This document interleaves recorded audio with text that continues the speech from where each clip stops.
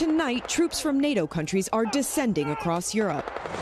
30,000 are now in a remote coastal corner of Norway, nearly 200 miles above the Arctic Circle. Today's scenario, Norway being attacked by another nation. NATO responds, invoking Article 5 of the 1949 treaty stating an attack on one of NATO's 30 members is an attack on all.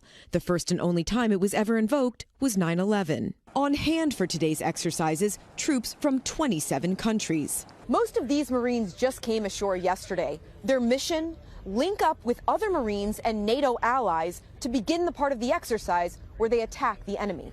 Simulated attacks coming from air, land, and sea.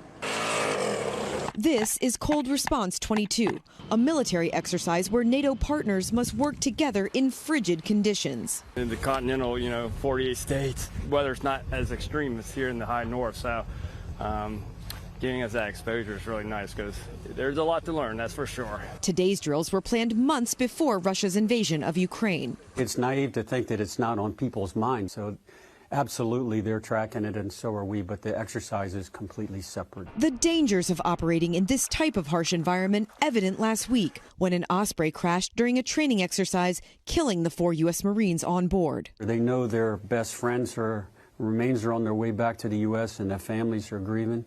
Here, the challenge, as always, is to stay focused on the training, on the mission at hand. A mission preparing them for real-world scenarios. And as the war unfolds in Europe, the stakes feel even higher.